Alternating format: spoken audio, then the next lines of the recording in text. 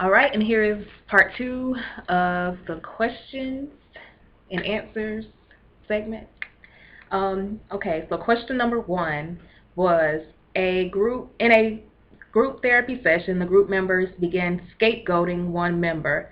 In efforts to help the group progress, the social worker should C, bring it to the group's attention. Scapegoating is a natural part of a group process. Scapegoating is when basically all the members of the group gang up on one person and single them out and make conflict, basically. The social worker should bring it to the group's attention because everything is put back on the group. The social worker's job is to maintain order, but the group is really in control. So the answer to the question is, again, C, bring it to the group's attention. And then here this says, bringing it to the group's attention can help the group progress and can reveal important aspects of the group's processes. Okay? Question number 2. When identifying a culturally competent social worker, the most important factor is B, the social worker's awareness of self.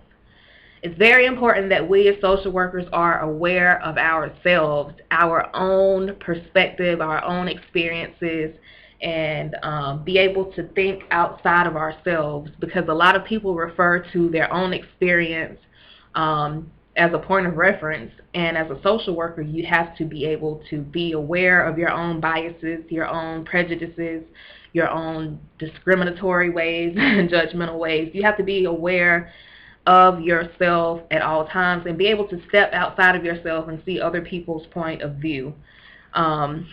This here, though, says the most important factor when identifying a culturally competent social worker is the social worker's awareness of self. Other important factors are the social worker's awareness and knowledge about other cultures, the social worker's ability to understand the differences between his or her own culture and that of his or her clients. That's very important, because just because you celebrate Christmas or you think it's great to celebrate Halloween, other cultures may not do that. Just because you go to church on Sunday, some people may go to church on Saturday. So you can't look at people and think they're weird because they don't go to church on Sunday, they go on Saturday, that kind of thing. So of these answers, the best and most important factor is, again, B, the social worker's awareness of self. Okay? Question number 3. A client in therapy who is usually reserved and doesn't speak very much during sessions has an outburst, gets angry, and starts expressing the details of his life as a child. According to this psychoanalytic social worker, this client is likely undergoing which process? The answer is B, catharsis. Catharsis is the process of release by the client to relieve anxiety. So if the client is normally quiet and doesn't say anything, but all of a sudden he releases this whole burst of his childhood, what happened to him, that's very cathartic for him. He's releasing that anxiety that he may have been building up inside, and finally he released it. So this says, do not get confused with cathexis, answer C. Cathexis refers to the concentration of emotional energy onto a person, idea, or object. So catharsis is a release, and cathexis is a concentration of emotions onto a person. So like the person in this example did, he released everything in an outburst just to relieve that anxiety. Cathexis would be if you're mad at the world and you're releasing all that emotional energy onto your husband or your wife or your child. Okay? That's question number 2. Oh, sorry, that was question number 3. Okay. Question number 4. A man seeing a psychiatrist for alcohol abuse is prescribed a drug called antabuse. The drug causes the individual to become physically sick whenever he consumes alcohol. After several episodes of sickness, the man stops drinking completely. This is an example of C, punishment. Okay? Punishment is the process of presenting an individual with an unpleasant or undesirable event in efforts to stop a certain behavior. In this situation, getting sick is the undesirable event that stopped the use of drinking, stopped drinking. So that was question number 4. The answer is punishment. So you want to introduce something that will induce an undesirable, unpleasant event to stop behavior. Okay? Question number 5. When a client is diagnosed with a mental illness along with an alcohol use disorder, the client is said to have B, a dual diagnosis. And dual diagnosis, of course, refers to the coexistence of a disease or 2 diseases within an individual. So alcoholism and mental illness are both classified as diseases. So you have 2 dual diagnosis. Okay, question number 6. A child charged with shoplifting and truancy is assigned to see a social worker in a juvenile detention center for treatment by his juvenile officer. The social worker's primary role is to D, explore with the child her feelings and involvement surrounding the alleged charges. Okay? The child was referred to the social worker for therapeutic services. The other answers, A, B, C, and D, should be done by the juvenile officer. Taking that family history and social history, that's not the social worker's role in that capacity. That social worker is there to explore the feelings because the officer referred the child to the social worker for treatment. You're not there to do a history. You're not there to investigate any charges. You're not there to make any recommendations. You are strictly there as the treatment facilitator to explore the child's feelings around the charges. Okay, so that's question number 6. Question number 7. A client has been seeing a social worker for several weeks. In this short time frame, the client has made significant progress and is at a critical stage of treatment. The client is beginning to uncover some difficult thoughts and feelings about her childhood. At the next visit, the client tells the social worker that she wants to discontinue treatment. The social worker does not think this is a good idea because she is so close to meeting treatment goals. The best course of action for the social worker is to B, explore with the client her reasons for wanting to discontinue. You don't want to begin termination because you shouldn't just terminate only because the client wants to terminate without finding out why, which is why you have to explore the reasons for wanting to discontinue.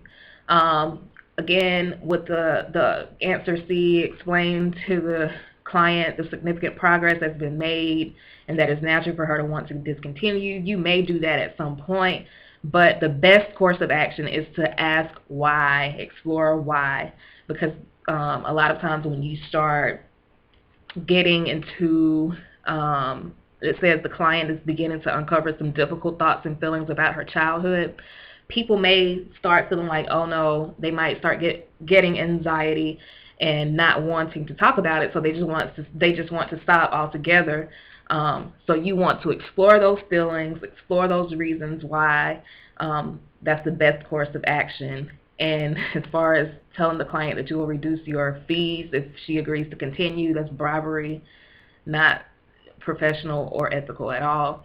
But just to give you what the answer said in the book, it says, in this situation, because of the short length of time that the client has been in therapy and because the client did not give a reason for wanting to discontinue treatment, it is appropriate for the social worker to explore with the client her reasons for wanting to terminate. Oftentimes, when the client begins to approach a difficult, painful, and anxiety-provoking issue, the client would rather avoid the issue. If this is the case, it is appropriate for the social worker to bring this to the client's attention. However, the social worker should never try to force or convince the client to continue with treatment. If the client provides a reason, such as a job relocation, the social worker should begin the termination process. So again, you need to figure out why, but never try to make them stay if they don't want to stay, or bribe them to stay. All right? So that's question number 7. Question number 8. Which of the following would be considered a breach of the code of ethics? The answer is B, telling your husband about your client and her issues. Okay? You don't want to go home telling about clients and their problems. Yes, you can go home and talk about your day, but you can't go home and just, talk to anyone, let alone your husband, about your client's issues. Accepting a bottle of wine from a client during the holiday season. If you read the NASW Code of Ethics, please do read it. It tells you what's acceptable and what's not. During the holidays, if it's a small gift, you can accept. But if the client's bringing you meals, bringing you gifts, bringing you all kinds of stuff, you cannot accept gifts from your clients. So please make sure that you read the NASW Code of Ethics. And I may possibly do a video on it. I have to go back and read it and make sure I'm giving you legitimate information, but I can do it if you need me to. Let's see. Reducing your fees for a client who lost her job. That's not against the Code of Ethics. Make sure you go and read it again. Commenting on the physical appearance of a client. That's not against either. And this book gives examples, though, saying with the exception of your supervisor or colleague or under court order, a social worker should not discuss a client with anyone, including spouses or other family members. And that's the answer. So, but then they break down the answers that are not correct, and they say accepting a token gift over the holiday season would not be a breach of the Code of Ethics. However, social workers should not accept expensive or otherwise inappropriate gifts from clients at any time. Reducing your fees to accommodate a client's financial situation is perfectly acceptable and at times advisable. And then commenting on a client's physical appearance as part of the treatment process, not because every time you see the client, you're like, oh, you look fine today. I like your haircut. Your hair is always nice. Like, those are kind of sexual advances that could be mistaken as. But if you're commenting on the client's physical appearance, like you look tired, then, that may broach conversation about how the client's feeling as far as their life as it relates to your relationship, your client-professional relationship. Okay? All right, so question number 9. An individual who was sexually abused as a child will most likely exhibit which of the following defense mechanisms? The answer is A, denial. Denial is a defense mechanism in which an individual refuses to believe or accept the reality of a situation in order to avoid the accompanying painful memories and thoughts. So that's one of those pretty much memory questions. Always, always, always, when it comes to defense mechanisms and rape or sexual abuse, denial is probably 9 times out of 10 going to be the answer. And question number 10. A child is referred to her school social worker for suspected physical abuse. The social worker should look for all the following signs except. The answer is C, poor hygiene. Poor hygiene is typically a sign of neglect, not physical abuse. Neglect is when you are failing to attend to a child's needs, such as bathing. You're not bathing the child, you're not combing the child's hair, you're not properly grooming the child. So, but the other answers are actually signs of physical abuse.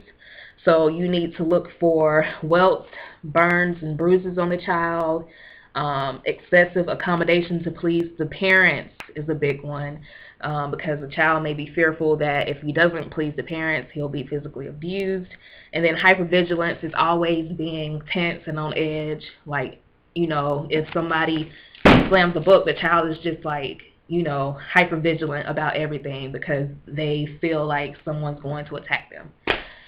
Okay, so that's all I have for now. Hopefully that was helpful for you. Again, I tried to use some questions that had best, most likely, because those are the questions that I had on my exam when I took the license exam.